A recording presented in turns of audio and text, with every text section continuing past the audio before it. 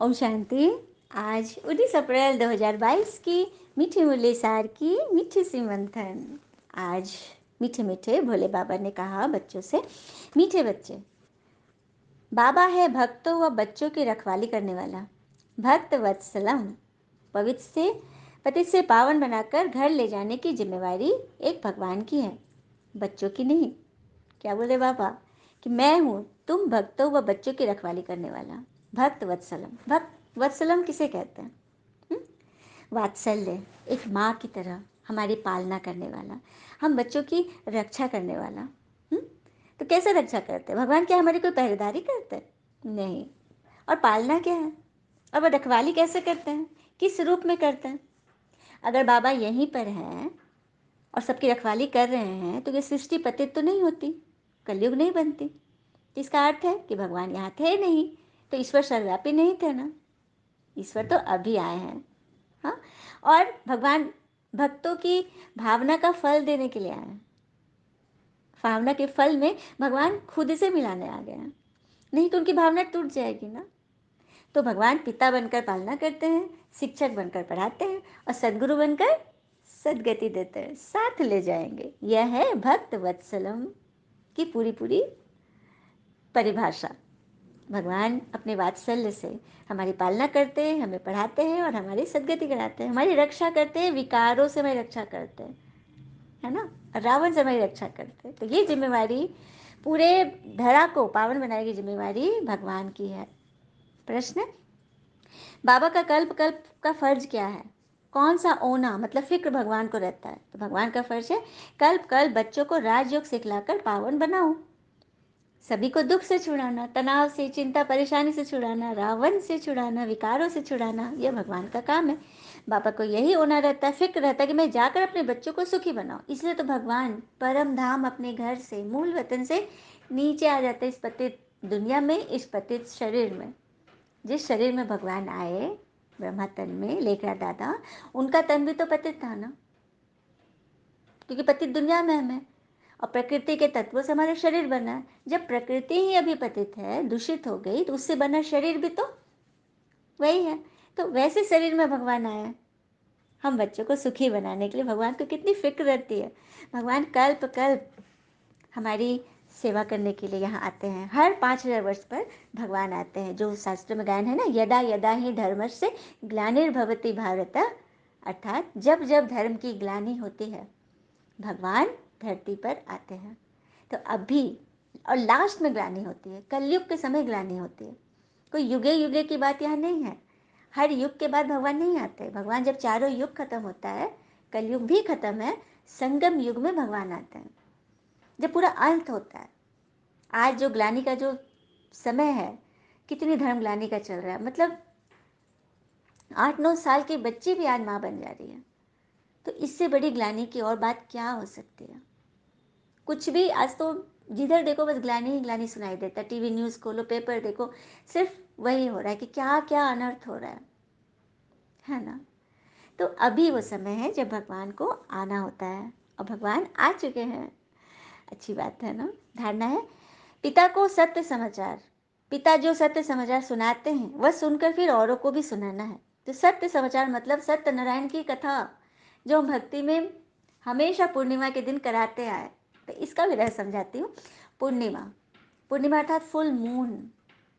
Full moon कब होता है? जब हम सत्यनारायण की कथा से वैसा स्वरूप बन जाए। उसमें एक लाइन है उस कथा के किताब में कि नर ऐसी करनी करे तो नारायण बने और नारी ऐसी करनी करे तो लक्ष्मी बने। तो बस उसमें लिख दिया गया, लेकिन करनी कौन सी करनी है, कैसे करनी है, विधि क्या है, यह नहीं लिखा। तो कैसे बनेंगे हम नर से नारायण और नारी से श्री लक्ष्मी?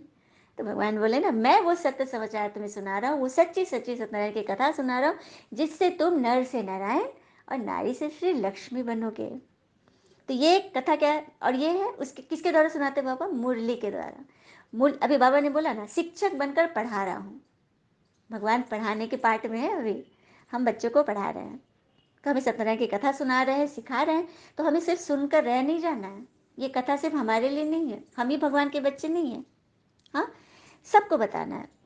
जिसके अंदर भी अहंकार है, कुछ भी है, आज अहंकार के से वशीभूत होकर ही ना कोई किसी का अपमान करता है। अपमान कोई किसका कब करता है? जब वो समझता है कि मैं बलवान हूँ, समझता है कि मैं बलवान हूँ, जबकि वास्तव में वो बहुत कमज़ोर होता है, क्योंकि उसे अपनी शक्ति का एहसास नहीं है। वो अपनी किसी को अपमान करने में ना, वो दूसरों को चुनौती देने में वो अपनी शक्ति का प्रदर्शन करता है। दूसरे का अपमान करके वो अपनी शक्ति का प्रदर्शन करता है, क्योंकि उसे अपनी शक्ति पर भरोसा नहीं है। तभी तो वो सिद्ध करते रहता है कि मैं शक्तिशाली हूँ। उसे सिद्ध करने की ज़रूरत होती है, किसी को डांटता है, अपमान करता है। हाँ, जबकि भगवान कहते हैं कि जो सच्चे स्नेही है, जो प्रेम में है, जो निश्चय में, जो भगवान की श्रद्धा में है, सच्चा भरोसा जिनको है भगवान पर, वो न तो कभी किसी का अपमान करेंगे और न ही कोई किसी के द्वारा किया हुआ अपमान स्वीकार करेंगे। है ना बड़ी बात?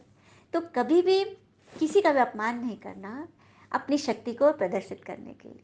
ये सब बहुत बड़े बड़े विकर्म हैं जो भगवान हमें सिखा रहे हैं। हाँ, वरदान है, हर समय अपने दिल में भगवान की प्रत्यक्षता का झंडा लहराने वाले दृढ़ संकल्पधारी बनो। हर समय अपने दिल में भगवान की प्रत्यक्षता, भगवान आ चुके हैं, हम बच्चे बोल रहे हैं लेकिन आत्माओं को समझ नहीं आ रही है। क्यों नहीं आ रही है? क्योंकि यदि वो दैवी कुल के नहीं होंगे तो उनको कुछ भी टचिंग नहीं होगी। लेकिन अगर जो मंथन सुन रहे हैं, रेगुलर सुन रहे हैं, तो वो तो दैवी कुल के हैं, लेकिन जितना पुरुषार्थ करेंगे, जितना धारण करेंगे, उस अनुसार उनको पद मिलेगा वहाँ। ठीक है?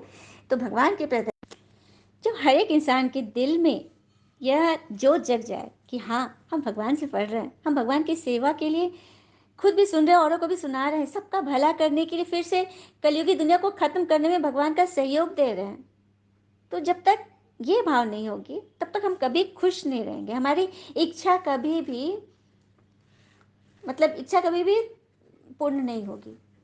इच्छा से हम कभी संतुष्ट नहीं होंगे। चलिए इच्छा पे एक कहानी सुनते हैं। एक बार की बात है, एक राजा को ना दान करने की बहुत आदत थी, तो हमेशा हर महीने एक बार वो दान पेटी अपना खोल देता था सबके लिए। तो एक बार एक साधु जी आए, उनके हाथ में एक खोपड़ी थी, जैसे कि रहते हैं लूसी में लेते हैं भिक्षा।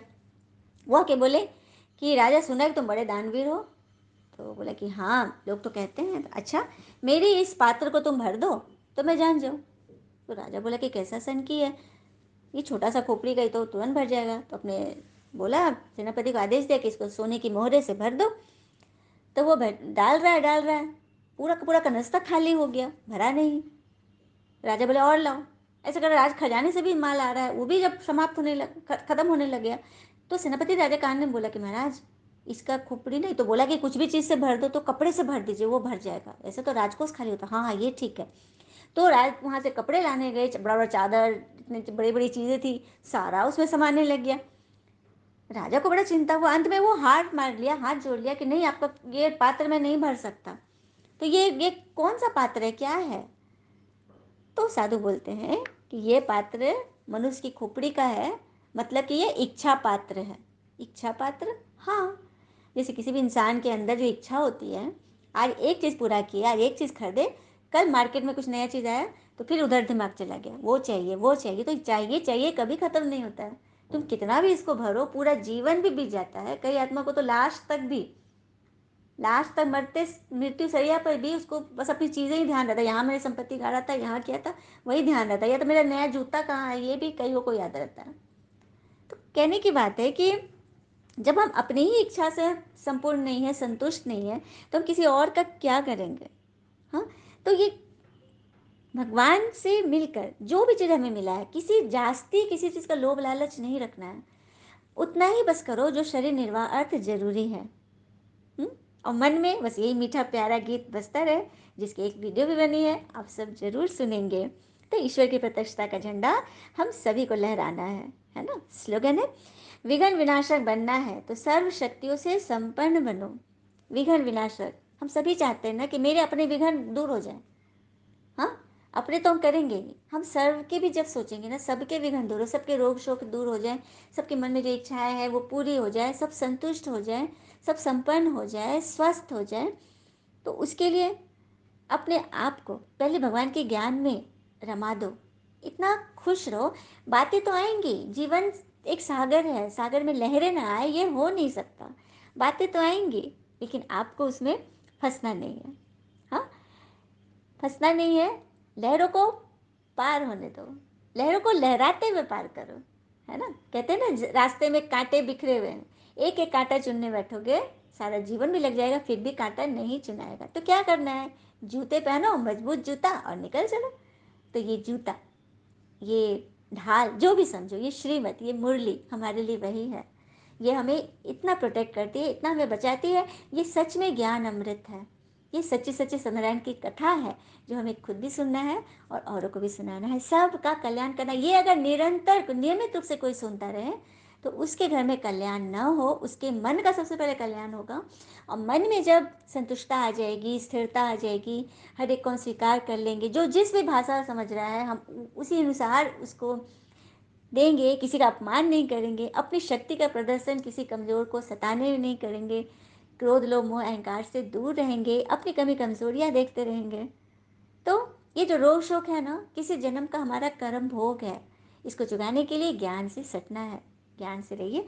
और जो भी बात बाबा को जो बता रहे हैं, कोई भी बात अगर एक भी बात अच्छी लगी तो उसे जीवन में ज़रूर उतारें। बाबा सबको देखेंगे, क्योंकि वो भक्त वत्सलम है, सबकी रक्षा करने, सबकी पालना करने, माँ बनकर सबकी वात्सल्य लुटाने भगवान आ चुके हैं। ओम शांति। शुक्रिया मीठे बाबा, वो बाबा के प्यारे प्यारे बच्चे। All is well that ends well. ओम शांति।